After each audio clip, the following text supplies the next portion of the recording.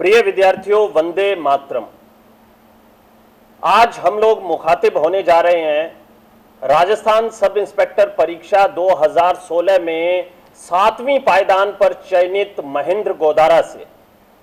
महेंद्र मेरे बहुत ही पुराने विद्यार्थी हैं, बहुत ही होनहार विद्यार्थी हैं, लेकिन महेंद्र से हम मुखातिब हों, बातचीत करें, उससे पहले मैं एक बात आप लोगों से साझा करना चाहूंगा, और वो बात है अध्ययन के एक फार्मूले पर, जिसे मैं टीपीडब्ल्यू का फार्मूला कहता हूं, यानी कि टारगेट, प्लानिंग और वर्क का सूत्र कहता हूं।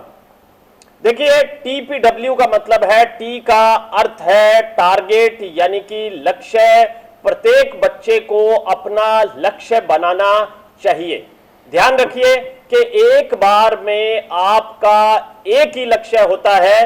2 लक्ष्य तब हो सकते हैं जबकि आप एक सेम ट्रैक पर काम कर रहे हो। हालांकि ये चर्चा का बहुत ही विस्तृत बिंदु है कि 2 लक्ष्य और 1 लक्ष्य या लक्ष्य निर्धारण किस प्रकार, लेकिन कुल मिलाकर आप अपने लक्ष्य को फिक्स कीजिए। अब बात आती है पी की। पी का मतलब है प्लानिंग। प्लानिंग यानी कि योजना, और योजना होती है आपके गुरु की, आपके टीचर की, आपके मेंटोर की। आपको उस योजना का अनुसरण करना है। और तीसरा शब्द है डब्ल्यू, यानी कि वर्क। वर्क को आप मेहनत के रूप में समझिए। मेहनत करना बच्चे का काम है। तो खैर, आज हमारे रूबरू है सब इंस्पेक्टर 2016 परीक्षा में 7वीं पायदान पर चयनित महेंद्र गोदारा, जो कि बहुत ही होनहार विद्यार्थी हैं। तो महेंद्र, आपको बहुत बहुत बधाई जो आपने ऐसी शानदार सफलता प्राप्त की। जी धन्यवाद सर, आपको भी बहुत बहुत बधाई हो। और आपका जो मेरी एसआई परीक्षा के अंदर जो 7वीं रैंक आई है, इसके अंदर आपका जो योगदान है वो अविस्मरणीय है, जिसे मैं कभी भी विस्मृत नहीं कर सकता।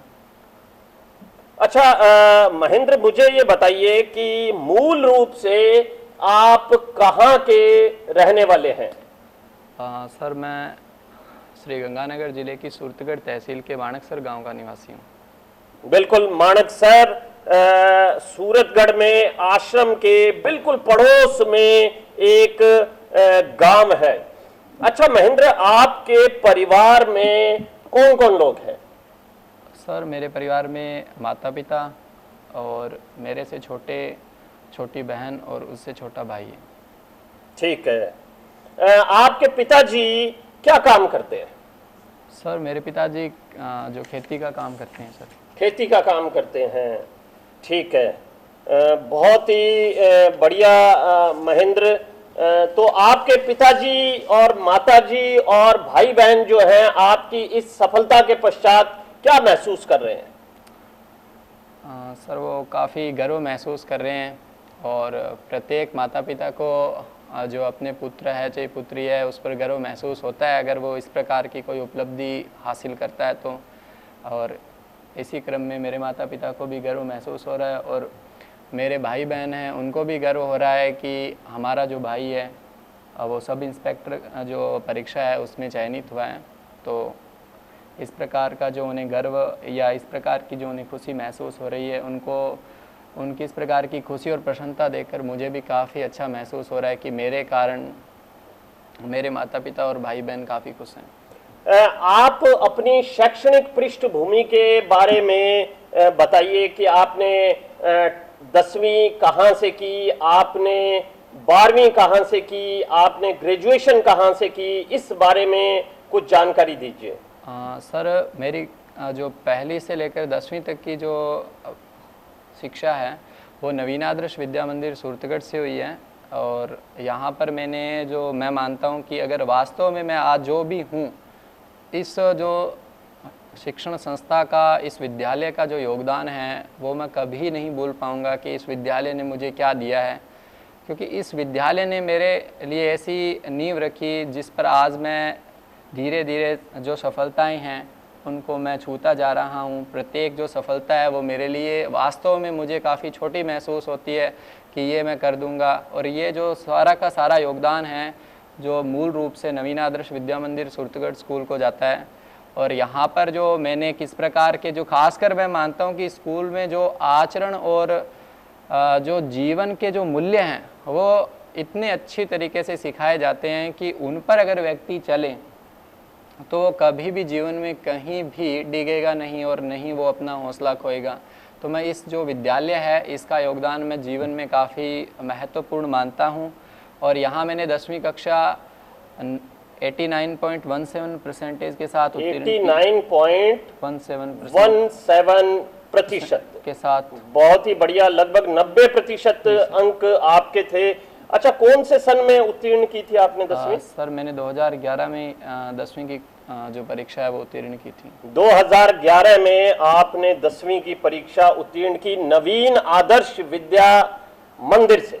और महेंद्र, मेरा भी ये मानना है कि जो आपका प्रारंभिक विद्यालय होता है, हर व्यक्ति का उस विद्यालय के प्रति एक दायित्व होता है। विद्यालय का अपने विद्यार्थी पर एक एहसान होता है जिसे वो कभी भी नहीं उतार सकता। और सबसे बड़ी बात आपने की कि आपको अपने विद्यालय से आचार और व्यवहार को किस प्रकार से ढालना है, किस प्रकार से करना है, ये भी सीखने के लिए मिला है। बहुत ही शानदार। आपने 12वीं कहाँ से उत्तीर्ण की?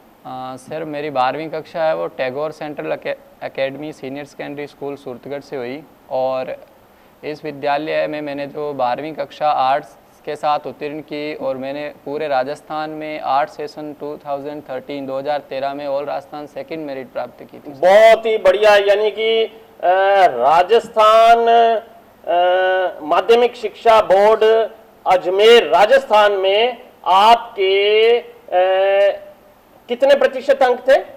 सर मेरे 93% अंक थे और आप पूरे राजस्थान में दूसरी रैंक पर थे। बहुत ही शानदार बात आपने बताई। और फिर उसके बाद ग्रेजुएशन आपने कहाँ से की?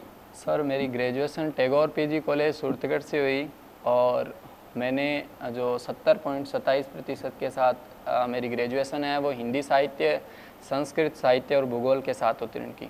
2 साहित्य आपके पास थे, ठीक है, बहुत ही बढ़िया। और इसके अतिरिक्त भूगोल विषय था, बहुत बढ़िया, बहुत बढ़िया। और 70% अंक आपने प्राप्त किए।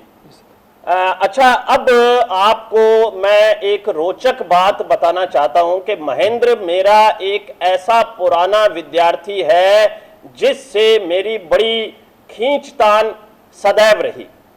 सदैव ऐसे रही कि 12वीं के पश्चात, मेरिट में आने के पश्चात जब महेंद्र मुझसे जुड़े तो मुझे लगता था कि ये अत्यंत योग्य विद्यार्थी है और इसे सीधे ही RAS या IAS की तैयारी करनी चाहिए। तो हमेशा खींचतान रहती थी हम लोगों की। मुझे ये लगता था कि आप RAS पर तो कम से कम काम करें, लेकिन महेंद्र को हमेशा ये लगता था कि पहले अपना कोई आधार बना लिया जाए, उसके बाद क्रमिक रूप से आगे बढ़ा जाए। तो महेंद्र, आप वर्तमान में पटवारी के पद पर चयनित हैं। तो पटवारी की तैयारी के लिए सबसे पहले आप आश्रम में कब आए थे?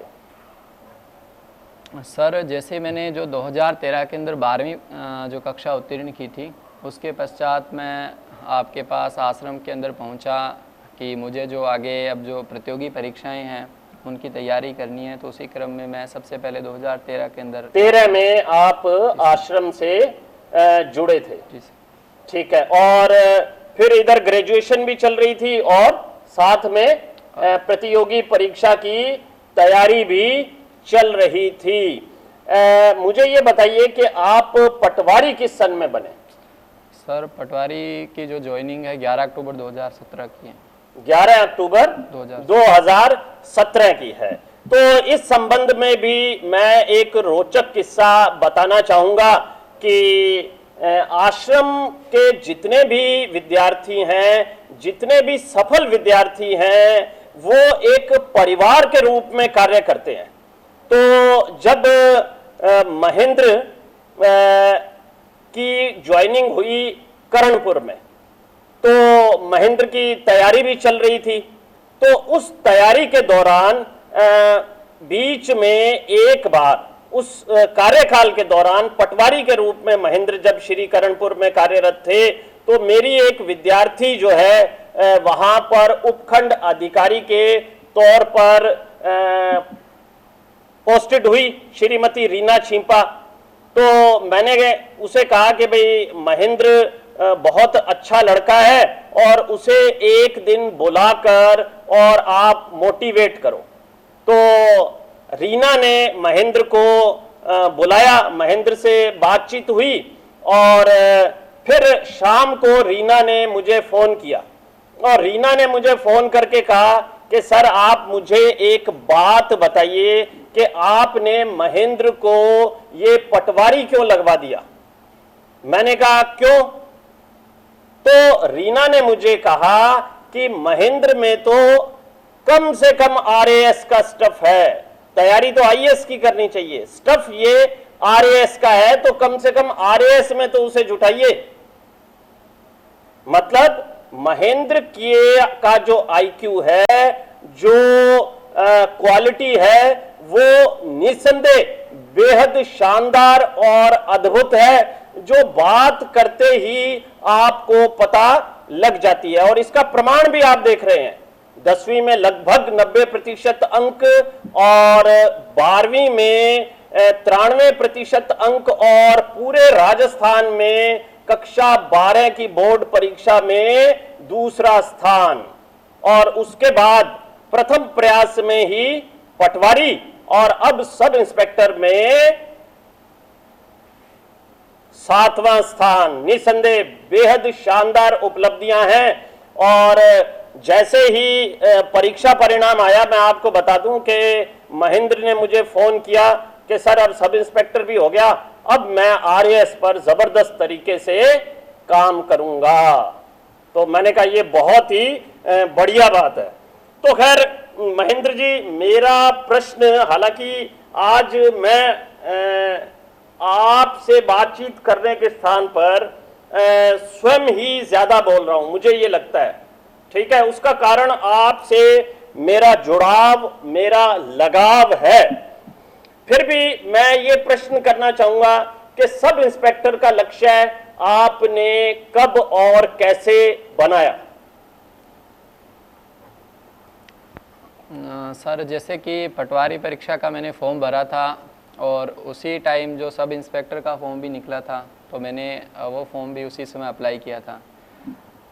तो उसकी जो मैंने साथ साथ तैयारी तो जारी रखी थी और उसके पश्चात सबसे पहले जो पटवारी का एग्ज़ाम हो गया तो उसमें मेरा सिलेक्शन हो गया, तो मैंने पटवारी ज्वाइन कर ली। और उसके साथ साथ मैं जितना भी टाइम मुझे मिलता था, मैं उसके अंदर जो सब इंस्पेक्टर परीक्षा है इसकी तैयारी में सर करता रहता। बिल्कुल, एक बात मैं विद्यार्थियों को बताना चाहूंगा कि एक साइड में तो तैयारी चल रही थी, सब इंस्पेक्टर की तैयारी चल रही थी, दूसरी साइड में पटवारी के पद के समस्त कर्तव्यों का निर्वहन महेंद्र ने बखूबी और समर्पित भाव से किया है। ये एक अद्भुत बात है। तो हम जहां भी रहें अपने कर्तव्यों का बखूबी निर्वहन करते हुए आगे बढ़ें। तो महेंद्र जी, आप विद्यार्थियों को कुछ अपनी अध्ययन विधा के बारे में बताइए कि आप किस तरह से पढ़ते थे, किस तरह से आपने ये तैयारी की? सर सबसे पहले मैं यही कहना चाहूँगा कि जो आजकल पढ़ते सभी हैं, सभी, ऐसा कोई विद्यार्थी नहीं है जो बुक लेकर नहीं बैठा है। ऐसे सारे विद्यार्थी हैं जो कहीं ना कहीं कोचिंग कर रहे हैं और कहीं ना कहीं वो चाहे घर पे बैठ के सेल्फ स्टडी कर रहे हैं, चाहे कहीं से, चाहे ऑनलाइन कोर्स के माध्यम से वो अध्ययन कर रहे हैं।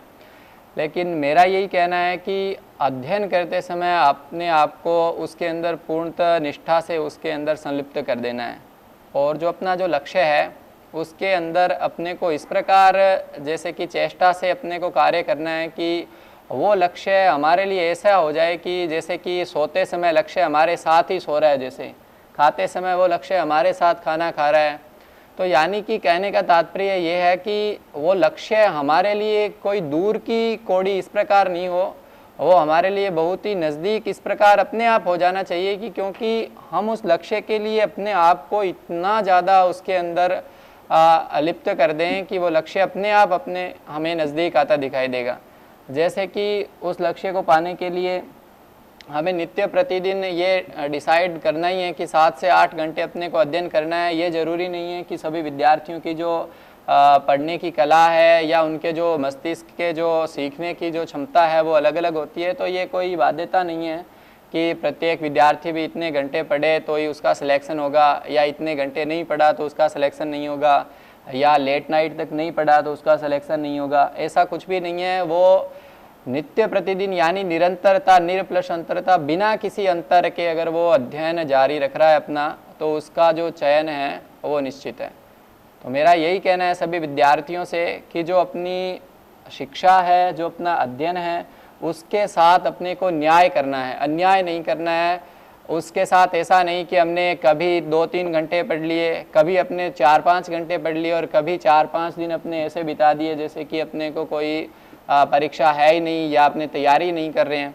तो इस प्रकार अपने को नहीं करना है। यहाँ तो आप जो अपने जीवन के अंदर कोई और मनोरंजन जो चीज़ें हैं उनके अंदर लिप्त होना चाहते हैं तो उनमें लिप्त रहिए। जो लक्ष्य है वो तो तभी हासिल होगा जब हम पूर्णतः उसके लिए निष्ठा से कार्य करेंगे। सर बहुत ही बढ़िया। जो विधा विद्यार्थियों को महेंद्र ने बताई वो ये है कि आपको पूर्ण निष्ठा के साथ कार्य करना है। आपको 24 घंटे अपने लक्ष्य के करीब रहना है और लक्ष्य का स्मरण रखना है। निसंदेह ये बेहद जरूरी है। अच्छा महेंद्र, मेरे को ये बताएं कि अब आपके गांव में किस प्रकार का माहौल है प्रतियोगी परीक्षा के बारे में?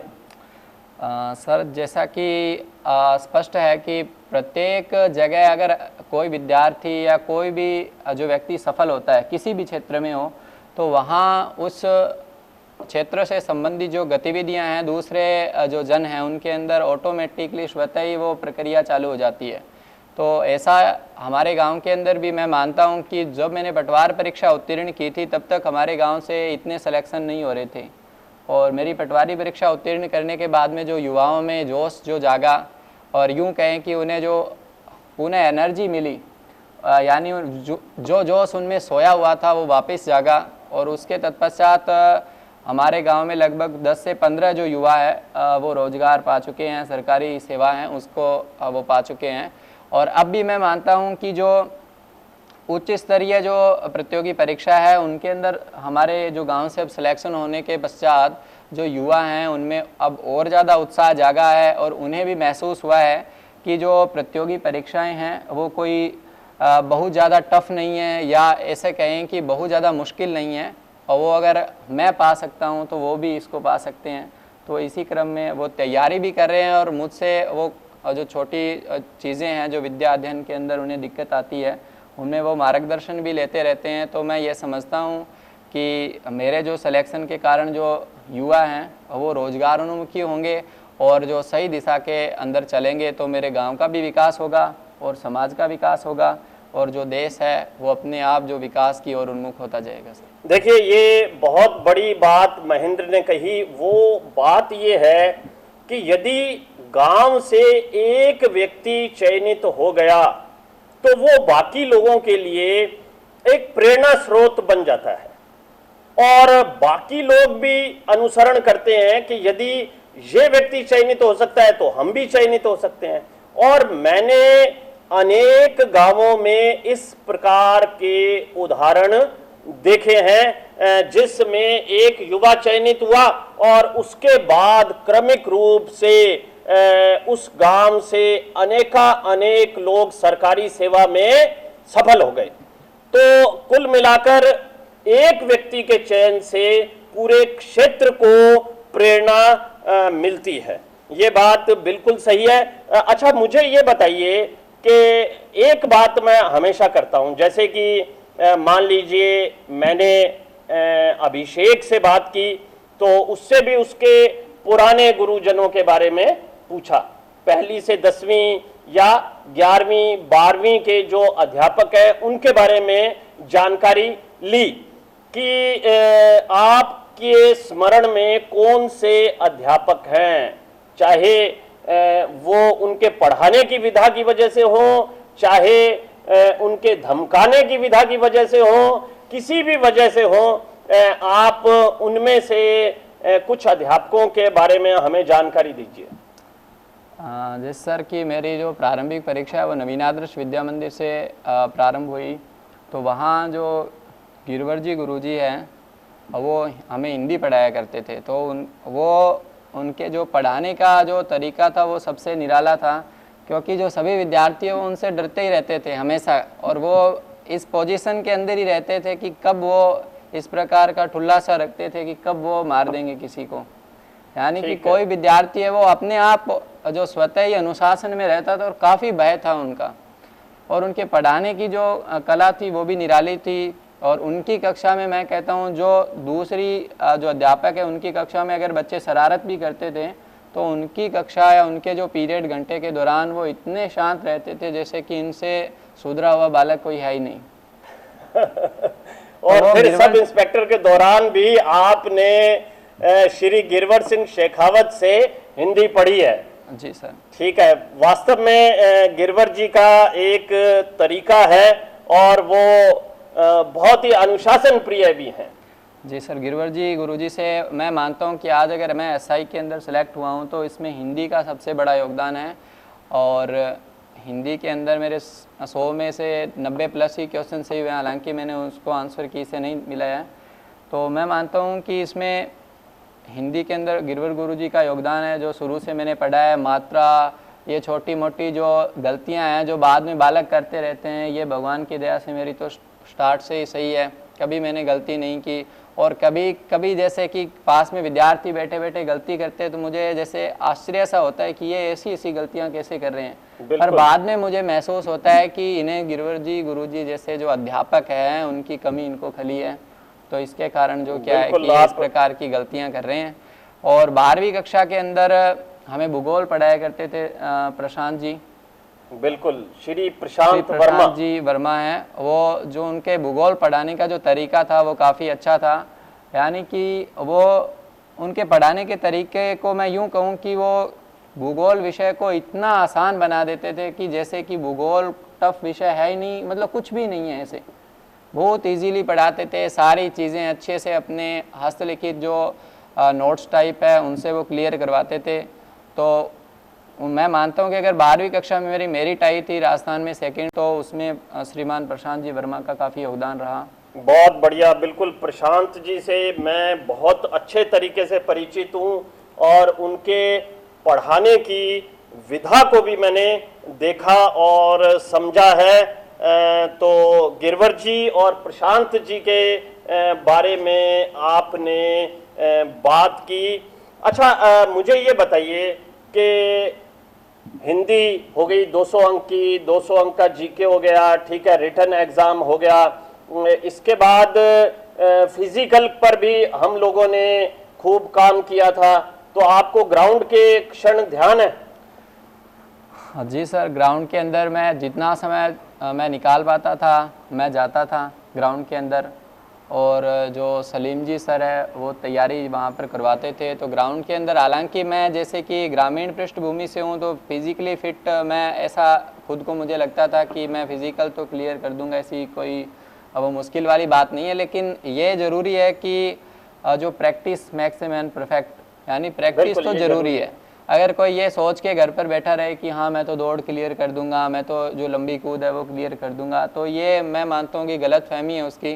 क्योंकि आपको जो समय मिला है उसका सदुपयोग करना चाहिए और जो गलतियां हैं वो सुधारनी चाहिए। तो इसी क्रम में मैंने कुछ समय वहाँ पर तैयारी की और मैंने फिजिकल में भी अच्छे अंक प्राप्त मैं ये मानकर चलता हूं कि इस बार लंबी कूद बहुत ही चुनौतीपूर्ण थी। जी सर। क्योंकि उसमें सिर्फ और सिर्फ एक ही चांस अभ्यर्थी के पास था।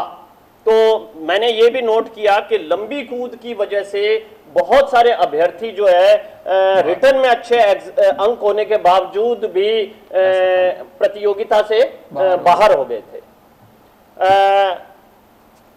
अब हम बात करते हैं साक्षात्कार की। साक्षात्कार कुल कितने अंक का होता है? साक्षात्कार 50 अंक का होता है सर। साक्षात्कार में आपसे क्या क्या प्रश्न किए गए, थोड़े से प्रश्नों के बारे में हमें बताइए।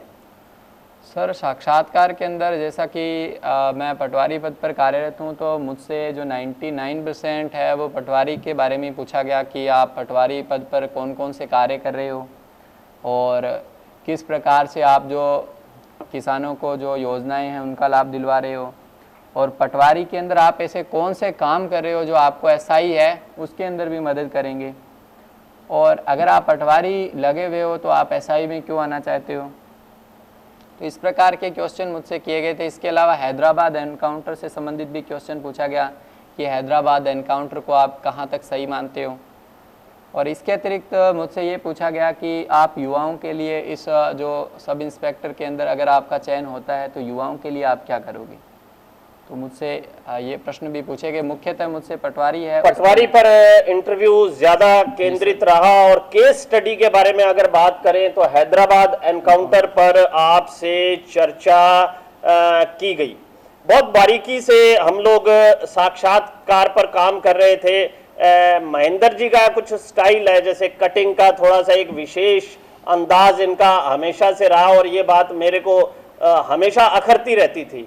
और इसके अतिरिक्त कपड़ों का भी एक अंदाज इनका रहा कि थोड़ी लो वेस्ट की पैंट पहनना ये पसंद करते हैं। मुझे अच्छी तरह से ध्यान है कि इंटरव्यू में के तैयारी के समय हमारी ये बात हुई थी कि भाई पैंट जो है वो थोड़ी सी कमर के ऊपर बंधी हुई होनी चाहिए, जैसे कि पुलिस वालों की होती है। क्योंकि मुझे ये लगता है कि साक्षात्कार से ही आपको ये अपने भीतर महसूस करना चाहिए 24 घंटे कि आप एक पुलिस अधिकारी हैं। तो महेंद्र जी, ये हमारी चर्चाएं थी। युवाओं को आपसे बहुत प्रेरणा मिलेगी। कोई और संदेश आप युवाओं को देना चाहें? ज़रूर सर। जो सबसे प्रमुख समस्या है मैं वर्तमान में देख रहा हूँ जो युवाओं के समक्ष आ रही है कि युवा है जो वर्तमान में जो नशे की प्रवृत्ति है उसकी ओर उन्मुख ज़्यादा हो रहे हैं। और मैं यूँ भी कहना चाहूँगा कि जो माता पिता है वो युवा जो पीढ़ी है वही यहाँ पर प्रतियोगी परीक्षाओं की तैयारी करने के लिए पहुँचती है, कहीं भी, चाहे कोचिंग सेंटर हो वो। तो मैं उनसे कहूँगा कि जो माता पिता आपको जिन मुश्किलों से गुजरकर यहाँ पर पहुँचाते हैं अध्ययन के लिए, आपको जो पेमेंट आपको उपलब्ध करवाते हैं, राशन आपको उपलब्ध करवाते हैं, तो उसका सदुपयोग आपको करना है, न कि उसको आपको ये कि हम जो बाहरी शहर के अंदर आ गए हैं अब यहाँ हमें कौन से माता पिता है वो देखने वाले हैं। तो इस प्रकार क्या है कि युवा हैं जो मार्ग से भटकते हैं, चाहे नशे की ओर कहे या अपने जो अन्य जो दुष्प्रवृत्तियाँ हैं उनकी ओर अगर उन्मुख होते हैं, तो मैं इस चीज़ को सबसे गलत मानता हूँ। क्योंकि वो सरासर जो क्या है कि अपने माता पिता को धोखा दे रहे हैं, जिन्होंने उन्हें कितनी उम्मीदें लगाकर यहाँ पर भेजा है। तो मैं युवाओं से सिर्फ़ और सिर्फ सबसे बड़ा यही निवेदन करता हूँ कि ये आप कतई यहाँ पर आकर या कहीं भी अगर आप जाते हो तो ये आपको नहीं सोचना है कि आप इस प्रकार की गतिविधियों में संलिप्त हो, और जो माता पिता ने आपको जिन मुश्किलों से यहाँ पर भेजा है उनको आप भूलते जाओ, और जो विद्या अध्ययन है उस रास्ते को यानी कि आप छोड़ के कहीं और रास्ते में लग जाओ। जैसे कि एक कहावत है, आए थे हरि भजन को ओटन लगे कपास। तो वो वाली बात आपको नहीं करनी है कि आए तो विद्या अध्ययन के लिए थे और कार्य कोई आप और ही कर रहे हो।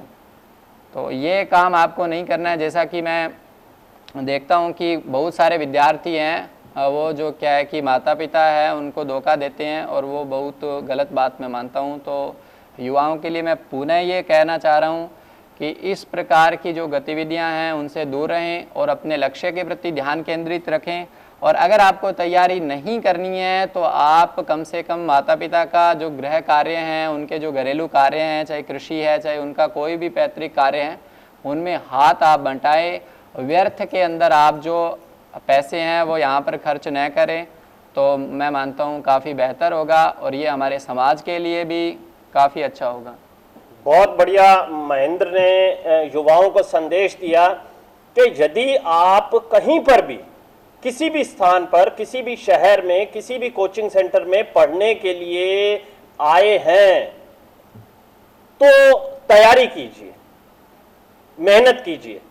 माता पिता बहुत मुश्किलों के साथ अपने बच्चों को पढ़ने के लिए भेजते हैं। अक्सर मेरी क्लास में भी बात होती है कि अगर आप अपने लक्ष्य पर ध्यान केंद्रित नहीं कर रहे, अध्ययन के अपने दायित्व को पूर्ण नहीं कर रहे, तो रात को सोते समय एक बार अपनी आंखें बंद कीजिएगा, अपनी माँ का स्मरण कीजिएगा जो इस समय ये सोच रही होगी अपने गांव में खाना बनाते या खाते वक्त कि पता नहीं उसने, मेरे बेटे ने या बेटी ने अभी रात को खाना खा लिया होगा या नहीं खाया होगा। पिताजी अकेले ही खेत में काम कर लेते हैं या अपनी दुकान पर बैठ जाते हैं और दिक्कतें सहन कर लेते हैं और सोचते हैं कि चाहे कुछ भी हो जाए पुत्र को और पुत्री को पढ़ाना है, आगे बढ़ाना है। तो हमें हर समय अपने माता पिता का स्मरण अवश्य करना चाहिए और इस बात को समझना चाहिए कि वो किस प्रकार से मुश्किलात उठाकर अपने बच्चों को आगे बढ़ाने के लिए प्रयासरत रहते हैं। अच्छा महेंद्र जी, एक बात मैं कहना चाहूंगा जो बरसों से मुझे लगती रही है। आप पटवारी बने, बहुत बढ़िया बात, आप सब इंस्पेक्टर बने, 7वें पायदान पर आए, बहुत ही शानदार बात, लेकिन मैं अभी आपसे असंतुष्ट हूं क्योंकि मैं आपको देखना चाहता हूं या तो आरएएस के रूप में या आरपीएस के रूप में। तो हमें उस लक्ष्य पर जो दूरभाष पर आपने मेरे को बात कही थी परिणाम आते ही, उस पर अब जुट जाना है। लेकिन अब आपके लिए चुनौती बढ़ जाएगी, इसलिए बढ़ जाएगी कि एक तरफ तो आपको अपने आरएएस के लक्ष्य पर ध्यान केंद्रित करना होगा और दूसरी तरफ आपको अपने पुलिस संबंधी दायित्वों का निर्वहन भी करना होगा। तो आप इन दोनों दायित्वों को अपने कंधों पर लगे हुए दो सितारों के साथ उठाने के लिए तैयार हैं क्या? जी सर, मैं पूरी कोशिश भी करूंगा और मुझे पूर्ण विश्वास है मुझ पे कि मैं जो ये कार्य है साथ में अच्छी निष्ठा से करता हुआ और मैं आरएएस भी एक दिन सेलेक्ट होऊंगा और आपका आशीर्वाद मेरे पर इसी तरह बना रहेगा। बहुत बहुत धन्यवाद महेंद्र जी। और ये थे महेंद्र गोदारा जो कि सब इंस्पेक्टर में 7वीं रैंक पर चयनित हुए। देखिए, इस चर्चा के माध्यम से आपको युवाओं को एक बात समझनी है कि महेंद्र जो है बहुत ही उच्च आईक्यू के धनी बालक हैं जिनको शिक्षा मनोविज्ञान की भाषा में गिफ्टेड चाइल्ड कहा जाता है।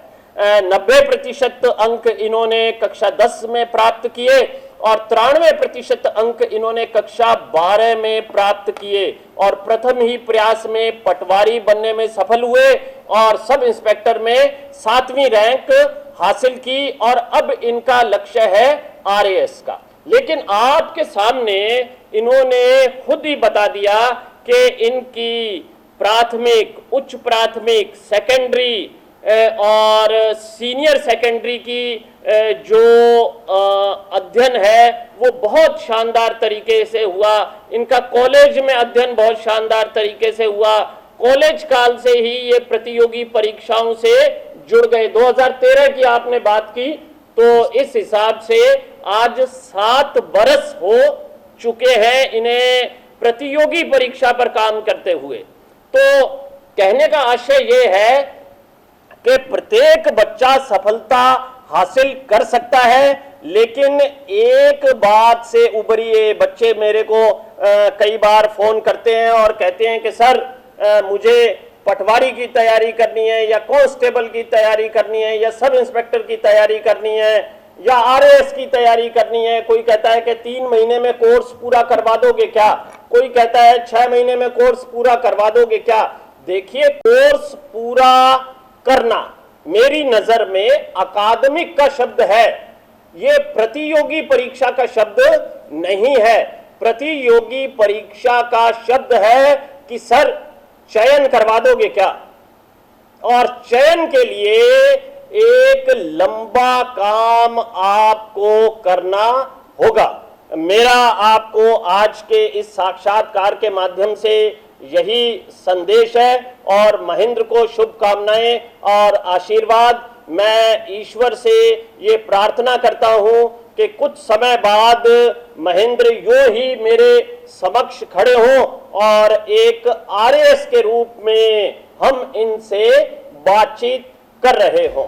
जय हिंद, जय भारत।